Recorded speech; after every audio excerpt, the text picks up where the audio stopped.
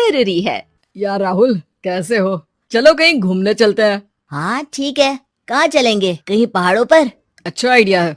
ठीक है, मैं बस की टिकट बुक करवा देता हूँ और अच्छा सा होटल भी देख लेता हूँ। ठीक है भाई, लेकिन जल्दी करो। लाइफ में इतना स्ट्रेस हो गया है कि कुछ दिन का रेस्ट तो बहुत जरूरी बन गया है।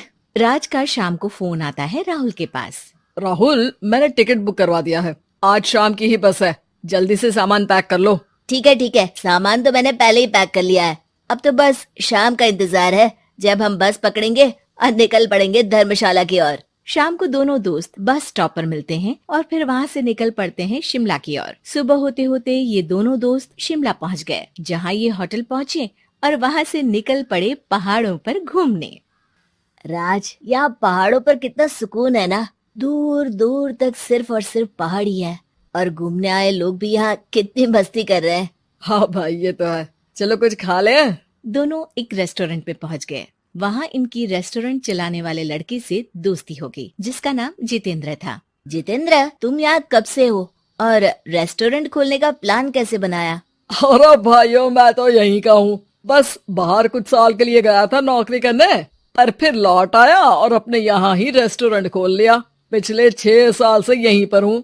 अरे लेकिन जितेंद्र, एक बात तो बताओ, रेस्टोरेंट ही क्यों? कुछ और काम क्यों नहीं? अरे भैया, अपना तो ये मानना है कि आदमी दुनिया में कहीं भी हो, लेकिन उसे भूख तो लगेगी ही, और इसके लिए उसे खाना तो चाहिए ही। यानी ये धंधा कभी मंदा नहीं पड़ता, इसलिए ये काम शुरू किया था। लेकिन इस काम में क्या मुनाफा भी होता है या फिर बस ऐसे ही काम चल रहा है शौकियाना तौर पर? अरे अरे, क्यों नहीं भैया, काम तो हो ही रहा है, और मुनाफा नहीं होता तो ये 10 लोगों का स्टाफ कैसे रख लेता। वैसे आप भी क्यों नहीं इस बिजनेस में हाथ आजमाते हो? हाँ, आइडिया तो अच्छा है, लेकिन हम लोग तो सिर्फ यहाँ घूमने आए हैं और हमारे पास इतने पैसे भी नहीं है। अरे पैसों की चिंता क्यों करते हो? सिर्फ 5 लाख रुपए लगाकर भी आप काम शुरू कर सकते हो। अच्छा, वो कैसे? अरे आप रेस्टोरेंट में मेरे पार्टनर बन जाइए। जो मुनाफा होगा वो आधा आधा बांट लेंगे। राज को ये सुनकर अच्छा तो लगा, लेकिन राहुल को इस ऑफर में कुछ दिक्कत लगी। उसने कोने में ले जाकर राज को समझाना शुरू किया। अरे राज, पागल मत बन, हम सिर्फ यहाँ घूमने आए हैं। ये ऑफर के चक्कर में क्यों पड़ रहे हो? कुछ काम शुरू ही करना होगा तो दिल्ली में शुरू करेंगे, यहाँ शिमला में क्यों? अरे बेवकूफ, दिल्ली में 5 लाख रुपए में कौन सा काम शुरू करेंगे? यहाँ शिमला में इतने कम पैसों में काम शुरू कर लेंगे और 1 साल में मुनाफा लेकर वापस भी चले जाएंगे। ओहो, अरे भाई, तुम्हें जो करना है करो, लेकिन मैं इस बिजनेस में तुम्हारा साथ नहीं दे सकता। याद रखो, हम यहाँ सिर्फ घूमने आए हैं, कोई बिजनेस करने नहीं। और इस जितेंद्र पर वैसे भी मुझे ज्यादा भरोसा नहीं हो रहा है। अरे तुम्हारी यही तो दिक्कत है, तुम्हें किसी पर भी भरोसा नहीं होता, लेकिन मुझे तो है। मुझे पता है कि इतने कम पैसों में मुझे जितेंद्र अपना बिजनेस पार्टनर बना रहा है। अरे लेकिन क्या गारंटी है कि पैसे लेने के बाद जितेंद्र तुम्हें बेवकूफ नहीं बनाएगा? अरे मुझे तो है, मैं कुछ नहीं जानता। मुझे सिर्फ ये पता है कि जितेंद्र मेरे बारे में ज्यादा ना जानते हुए भी मुझ पर कितना भरोसा कर रहा है। मुझे तो लग रहा है कि इसके पीछे उसकी मंशा ठीक नहीं है। बाकी तुम्हें जो ठीक लगे वो करो। मैं तो आज शाम की ही बस से वापस जा रहा हूँ। ठीक है, तुम चले जाओ, लेकिन याद रखना कि आज के बाद मुझसे कभी बात करने की कोशिश मत करना। राहुल गुस्से में वहाँ से चला जाता है। दूसरी ओर राज और जितेंद्र साथ में मिलकर काम करने लगे। राज ने अपने घर से 5 लाख रुपए ये कहकर लिए कि जल्द ही वो 2 गुने पैसे कमाकर 6 महीनों में लौटा देगा। कुछ दिनों बाद, भाई जितेंद्र, तुमने 5 लाख रुपए तो ले लिया है, लेकिन काम में बहुत तेजी नहीं दिख रही है। अरे भाई, काम में थोड़ा समय लगता है, चिंता मत करो यार। हाँ वो तो ठीक है, लेकिन मेरे पैसों का तो कुछ हिसाब दो। कहाँ लगाया तुमने? अरे बड़े आए पैसों का हिसाब मांगने वाले। वो तो शुक्र मनाओ कि इतने कम पैसों में मैंने तुम्हें काम पर रख लिया है। क्या कहा? तुमने मुझे काम पर रखा है? अरे मैं तो तुम्हारा बिजनेस पार्टनर हूँ। बड़ा आया पार्टनर बनने वाला। औकात देखिए अपनी, 5 लाख में रेस्टोरेंट खरीद लिया है क्या? ऐसा है तो मेरे पैसे वापस करो, मुझे तुम्हारे साथ काम नहीं करना है। अरे पैसे कैसे, वो सब तो काम में लग गए। अब तुम्हें वापस जाना है तो चले जाओ, कोई पैसा नहीं मिलने वाला है। राज को अपने साथ होने वाले धोखे का एहसास हो चुका था, लेकिन तब तक देर हो चुकी थी। उसे अपने दोस्त राहुल की याद सताने लगी, जिसने पहले ही आगाह कर दिया था कि इस बिजनेस में धोखा है, लेकिन अब तो देर हो चुकी थी। राज को अब कोई रास्ता नहीं सूझ रहा था। जितेंद्र भाई, मेरे पैसे वापस कर दो ताकि मैं लौट जाऊं। मुझे अब तुम्हारे साथ कोई काम नहीं करना भाई। ये सुनते ही जितेंद्र अपने कुछ साथियों के साथ राज पर टूट पड़ा और उसकी जमकर पिटाई कर दी। राज बेहोश हो चुका था। जब उसने आंख खोली तो उसे अपने सामने पूरा परिवार, पुराना दोस्त राहुल भी दिखा। सभी को देखकर राज की आंख में आंसू आ गए। राहुल, मुझे माफ कर दो। अगर समय रहता मैं तुम्हारी बात मान लेता तो आज शायद ये दिन ना देखना पड़ता। अरे शुक्र मनाओ कि जान बच गई। वो तो भला हो एक आदमी का जिसने मुझे फोन कर दिया था, तभी तुम्हारी जान बच सकी। मुझे माफ कर दे दोस्त, तेरी सलाह ना मानकर मैंने बड़ी भूल की है। अरे अरे भाई, मेरे हाथ मत जोड़ो। बस ध्यान रखना कि अच्छा दोस्त आपको हमेशा अच्छी सलाह देता है, इसलिए दोस्तों की सलाह पर ध्यान देना चाहिए। एक थी रानी। क्योंकि राजा की मौत एक हादसे में हो गई थी, रानी को ही राज्य संभालना पड़ रहा था। रानी का नाम था रानी रश्मिवती।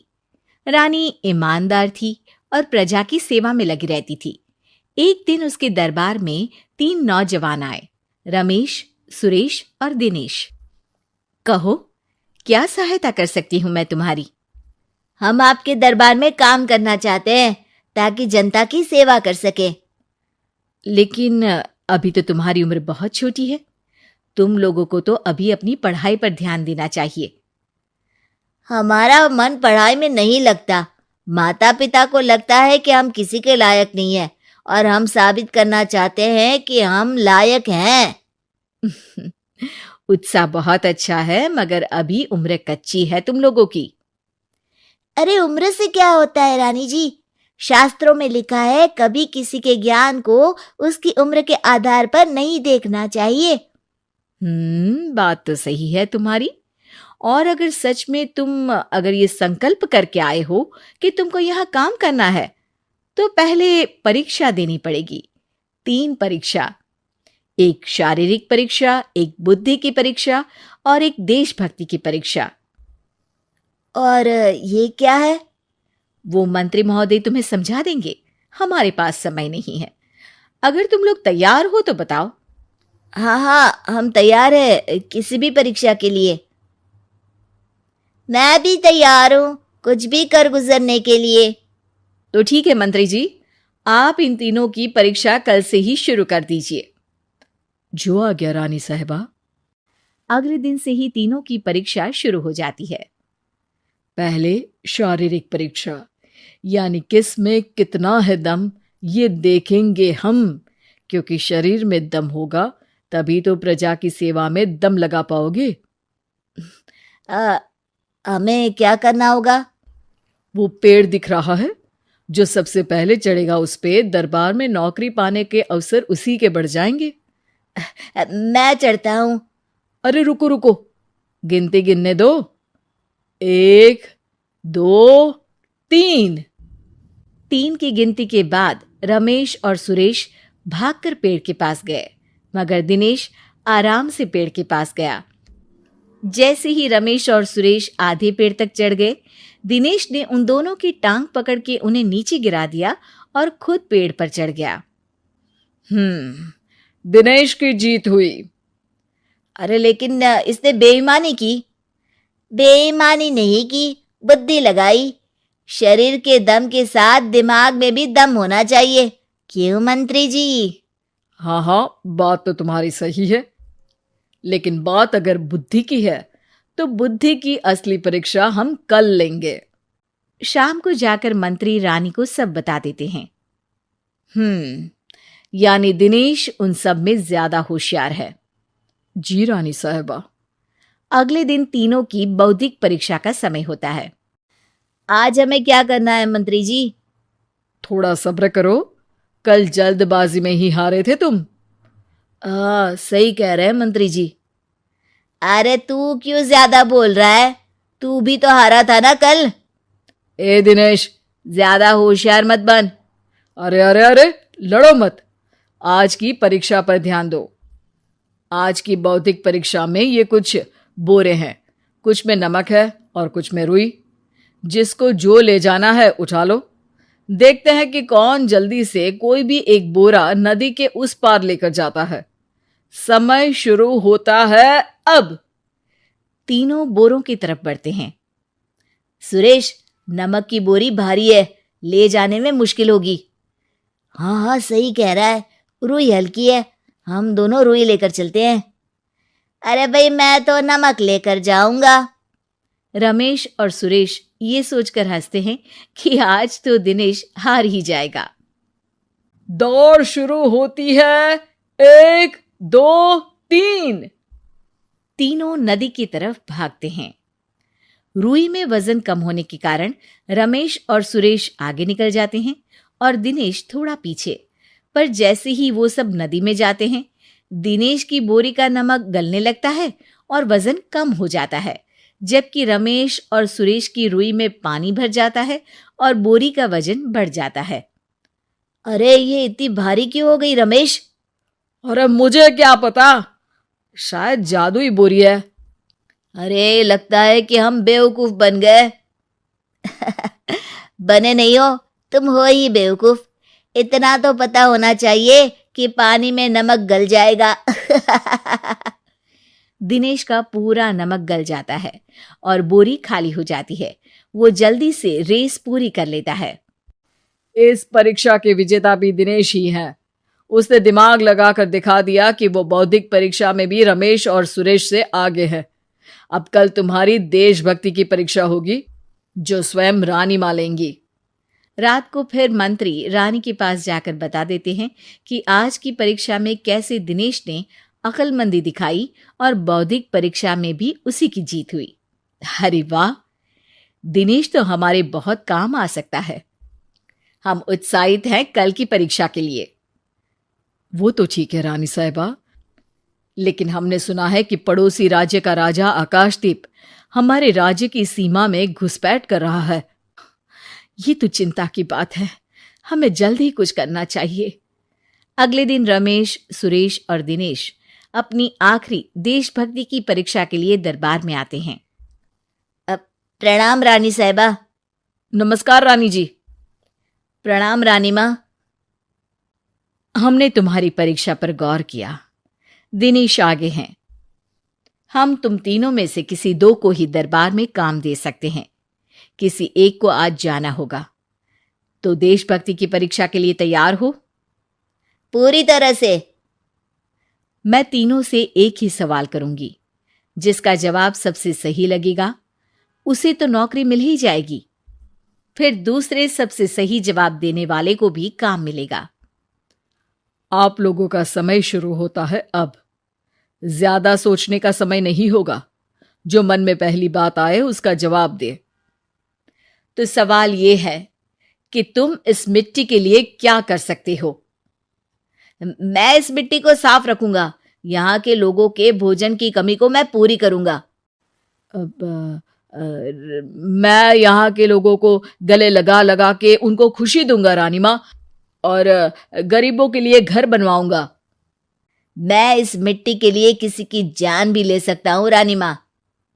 मंत्री, दिनेश को एक तलवार दो। जी रानी जी। दिनेश, पड़ोसी राज आकाशदीप की जान तुम्हारे हाथ में है। जाओ, अपना काम पूरा करो। आज रात को तुम उस पर हमला करोगे जब वो सो रहा होगा। दिनेश वहां से चला जाता है। रानी मां, ये आपने क्या किया? अभी किया नहीं है मंत्री जी। आप आकाशदीप को संदेशा भिजवाओ कि पड़ोसी देश का एक कातिल रात को उन पे हमला करेगा और दिनेश को पकड़वा दो। अरे, ये आप क्या कह रही हैं? और क्यों कर रही हैं आप ऐसा? राजा को लगेगा कि हमने उसकी मदद की, उसकी जान बचाकर। वो हमारे राज्य का पीछा छोड़ देगा और हमारा एहसानमंद हो जाएगा। और दिनेश का क्या होगा? इस राज्य को दिनेश जैसे शातिर और लड़ाकू लोगों से ज्यादा जरूरत है, ऐसे लोगों की जो लोगों को खाना खिलाने की और खुश करने की बात करे। और ये गुण सुरेश और रमेश में है। इन्हें नौकरी दे दो। दिनेश बहुत चतुराई से नौकरी हड़पना चाहता था, जिसके लिए उसने रमेश और सुरेश जैसे दोस्तों का भी नुकसान किया। पर रानी ज्यादा चतुर निकली। उसने एक तीर से 2 निशाने लगाए। दिनेश जैसे खूंखार युवक को राज्य से बाहर करवा दिया और पड़ोसी राजा आकाशदीप को अपना एहसान मंद कर लिया। पूरा दरबार रानी की जय जयकार कर रहा था। गीत की शादी रॉकी से होती है। रॉकी और लकी दोनों भाई जिनका आपस में बड़ा प्यार होता है।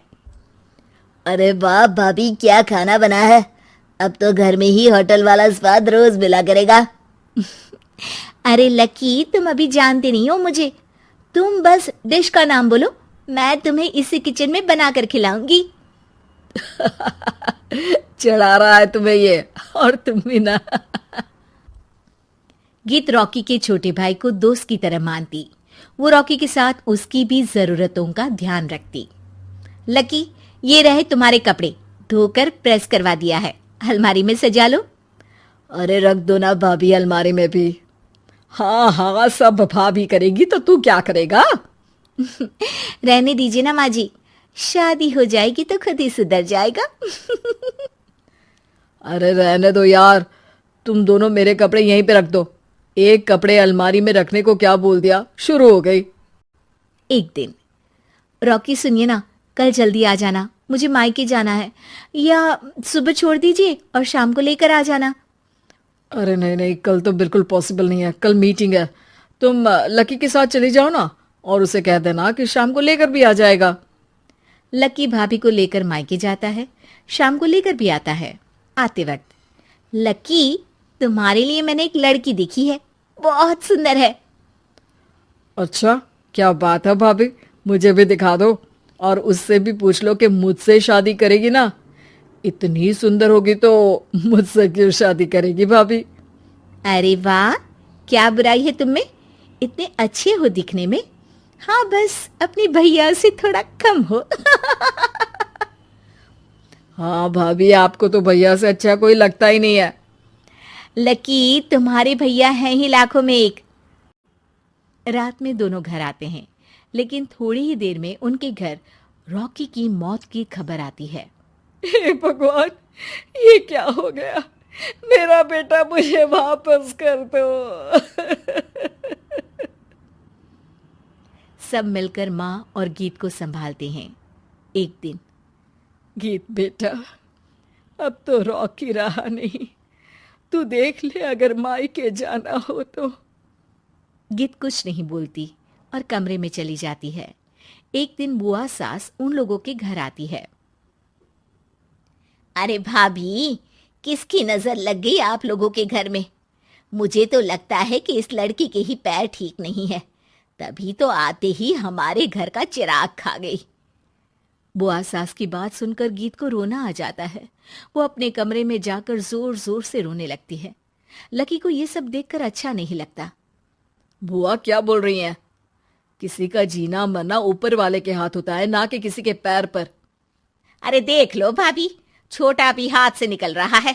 ऐसा ना हो कि ये लड़की सबको आपके खिलाफ कर दे। तभी वहां गीत चाय लेकर आती है। लीजिए बुआ जी, चाय पी लीजिए। बुआ तो घर से चली जाती है, लेकिन सास के मन में गीत को लेकर नेगेटिव विचार भर जाते हैं। अब देख गीता, बहुत हुआ, यहाँ रहकर भी कुछ नहीं होगा। अच्छा होगा कि अपने मम्मी पापा को बोल के तुझे यहाँ से लेकर जाए। और गीत अपने मायके चली जाती है, जहां आस पड़ोस के लोग कहते हैं, अरे रे, बेचारी की शादी के 2 साल ही हुए थे, लेकिन पति नहीं रहा। सास ने भी घर से निकाल दिया। देखो भाई भाभी कब तक साथ रखते हैं। और शादी करा देनी चाहिए इसकी, तो उम्र ही क्या है इसकी। हाँ, लेकिन करेगा कौन? एक तो शादीशुदा, ऊपर से कलंक पति की मौत का। तभी वहां लकी आ जाता है और वो पड़ोसियों की बात सुन लेता है। लकी, तुम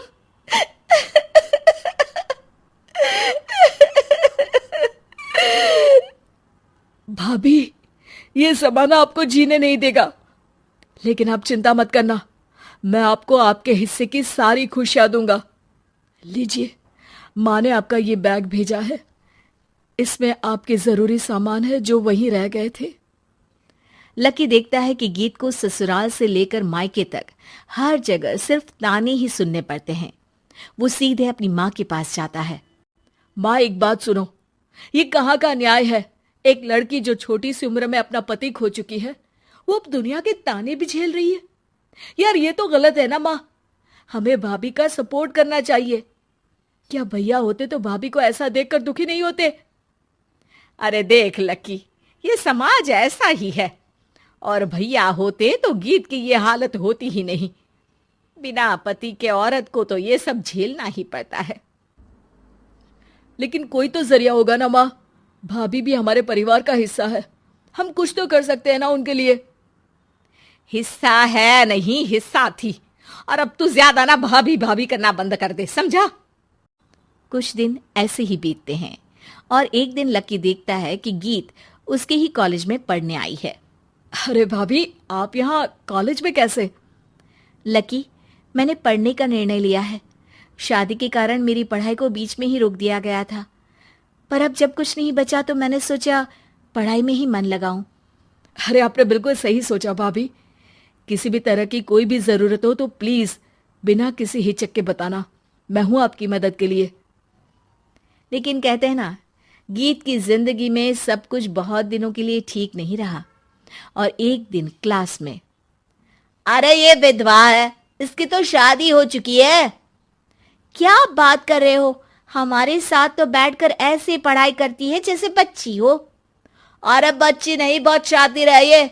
किसी को नहीं बताया कि ये शादीशुदा है, वरना हम इसे आंटी आंटी कहकर पुकारते ना। अरे अब तो पता चल गया ना आंटी जी। Aunty aunty. फिर क्या, सभी गीत को आंटी बोलकर चिढ़ाने लगते हैं। गीत को रोना आ जाता है और वो क्लास के बाहर जाकर रोने लगती है। सामने से लकी आ जाता है। अरे क्या हुआ भाभी, आप रो क्यों रही हैं? तभी पीछे से एक लड़की आ जाती है। हे हैंडसम, इस औरत से ना दूर रहना, इसके प्यार में मत पड़ जाना, क्योंकि ये शादीशुदा है। हमारे साथ झूठ बोलकर हम जैसी ही रह रही थी। हाँ तो क्या गलत है? सही उम्र में तुम्हारे माता पिता तुम्हारी पढ़ाई छुड़वा देते तो आज तुम भी शादीशुदा ही होती ना। और इनका पति नहीं रहा, उसमें इनका क्या कसूर? अरे कोई अपने जीवन को नई शुरुआत दे रहा है तो तुम लोगों को क्यों मिर्ची लग रही है? अरे तुझे बड़ी दया आ रही है, कर लेना तू शादी। लकी तब तो कुछ नहीं बोलता, लेकिन ये बात उसके मन में घर कर जाती है। और फिर एक दिन, माँ, मैं गीत से शादी करना चाहता हूँ। अरे क्या बक रहा है बेटा, तेरा भाई तो खा गई वो, अब मैं अपना दूसरा लड़का नहीं खो सकती। नहीं माँ, मैं गीत को यूं परेशान नहीं देख सकता। उसका कॉलेज में भी लोगों ने जीना मुहाल कर रखा है। मैं उनसे शादी कर उन्हें फिर से इस घर की बहू बनाऊंगा। तुम मानती हो तो ठीक है, नहीं तो मैं घर छोड़कर चला जाऊंगा। अरे मुझे मंजूर है बेटा। लकी माँ के साथ गीत के घर जाता है और उसका हाथ मांगता है। घर वाले मान जाते हैं। थोड़े से इनकार के बाद गीत भी लकी से शादी करने को मान जाती है।